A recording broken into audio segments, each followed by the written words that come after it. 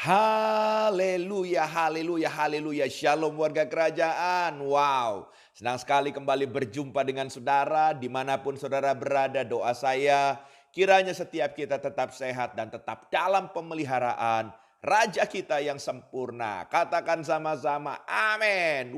Haleluya, haleluya.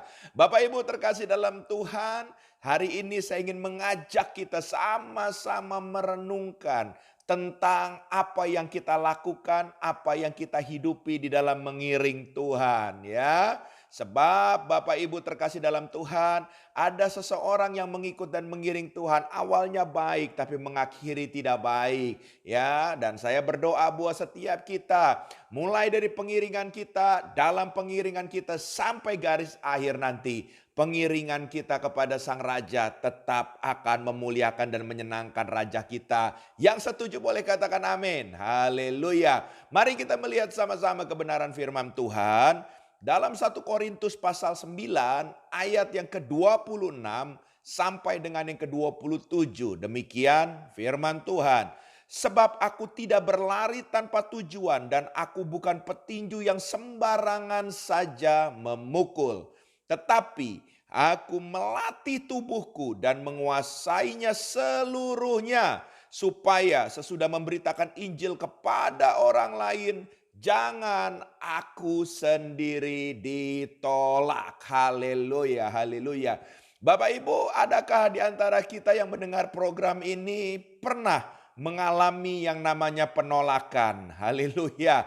Ya, beberapa kita mungkin berkata, Pak Pendeta, saya pernah mengalami penolakan. Ya, dan penolakan itu adalah sesuatu kondisi yang tidak enak, Bapak Ibu terkasih dalam Tuhan. Bahkan ada beberapa orang karena penolakan bisa menyebabkan terluka, bisa menyebabkan sakit hati, bisa menyebabkan ya hal-hal yang tidak mengenakan di dalam kehidupan. Ada yang juga tidak bisa tidur, ya tidak ada damai sejahtera. Ya banyak sekali Bapak Ibu terkasih dalam Tuhan kalau kita mengalami penolakan. Nah, kalau kita mengalami penolakan di dunia saja sudah mengalami hal-hal yang seperti itu, apalagi kalau kita satu hari nanti seperti Rasul Paulus berkata di kata-kata yang terakhir firman Tuhan ini. Dia berkata, jangan aku sendiri ditolak. Dia mengalami ketakutan.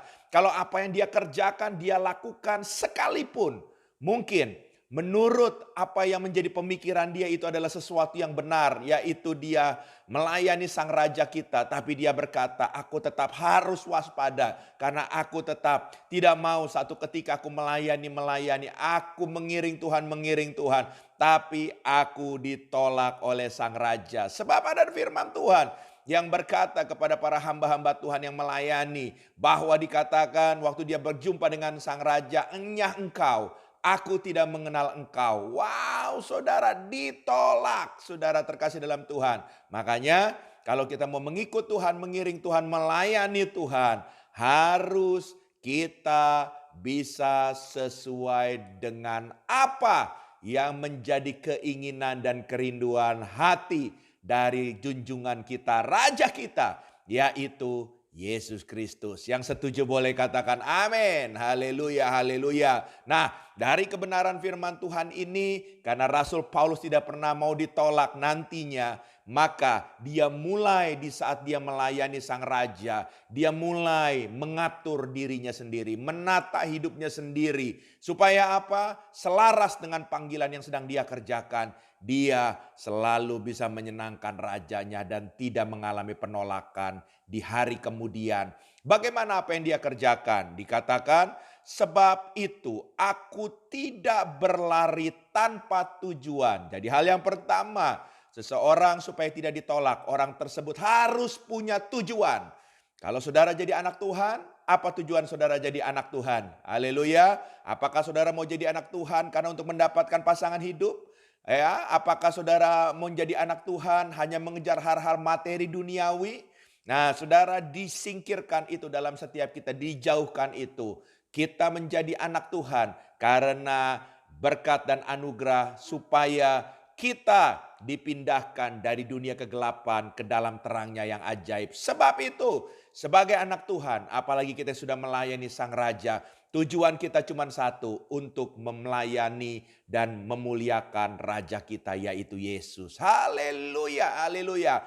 Waktu saudara mengerti tujuan, ya, dan saudara berjalan kepada tujuan itu sendiri, saya percaya kita tetap akan berkenan di hadapan Sang Raja kita dan tidak akan ditolak. Yang kedua, saudara terkasih dalam Tuhan, dikatakan, dan aku bukan petinju yang sembarangan saja memukul. Seorang petinju di atas ring waktu dia bertanding tidak akan sembarangan memukul. Kenapa?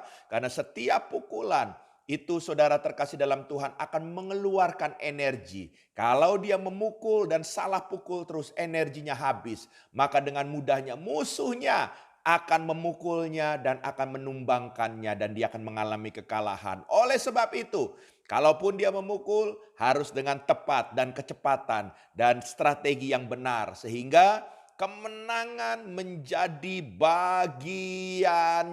Haleluya, haleluya, haleluya. Jadi apa hal yang kedua yang harus kita persiapkan supaya tidak mengalami penolakan dan hidup berkemenangan di dalam Tuhan? Hidup tidak boleh sembarangan. Haleluya, haleluya. Jaga hidup kita, saudara terkasih dalam Tuhan. Seperti seorang petinju di atas ring, dia harus menjaga pukulannya. Sekali pukul tepat sasaran dan itu bisa meng-KO-kan lawannya. Demikian saudara dan saya, jaga hidup kita. Jangan sembarangan. Ya, walaupun kita dikasih kehendak bebas oleh Raja kita, tapi kita tetap, saudara terkasih dalam Tuhan, jangan sembarangan. Apapun yang akan kita kerjakan, apapun yang kita lakukan, mari kita bercermin kepada firman-Nya sesuai atau tidak. Kalau tidak, saudara, lupakan dan buang jauh-jauh. Jangan sampai kita melakukannya. Tapi kalau memang itu sesuai firman Tuhan, kerjakan. Haleluya, haleluya. Ya, saya percaya kalau kita bisa jaga hidup kita dan tidak hidup sembarangan, maka saudara terkasih dalam Tuhan, goal kita, destiny yang Tuhan inginkan akan nyata terjadi dalam kehidupan setiap kita. Yang setuju katakan amin. Haleluya. Dan hal yang ketiga, dikatakan apa? Tetapi aku melatih tubuh dan menguasai seluruhnya. Saudara terkasih dalam Tuhan, hal yang ketiga, saudara harus melatih tubuh saudara. Haleluya, haleluya. Sebab hidup saudara bukan hidup lagi dipimpin oleh hawa nafsu, tapi hidup saudara dipimpin oleh Roh Allah yang hidup. Biarlah Roh Kudus yang memimpin langkah saudara. Latih tubuhmu. Biarlah dia yang bertambah-tambah dan kita berkurang-kurang. Biarlah Roh Tuhan yang menguasai hidup kita, memimpin langkah kita, bukan kedagingan dan hawa nafsu kita. Saya percaya kalau kita kerjakan tiga hal ini, maka kita sama-sama sedang berjuang untuk kita berusaha sampai garis akhir. Kita tidak akan ditolak. Haleluya. Karena darah Yesus sudah diberikan menjadi sebuah jaminan anugerah keselamatan bagi saudara dan saya. Tinggal kita mengerjakannya bersama-sama dengan Roh Kudus. Yang setuju katakan amin. Haleluya. Tuhan memberkati. Izinkan saya berdoa. Bapa, hamba berdoa untuk setiap kami para pendengar program ini dimanapun berada.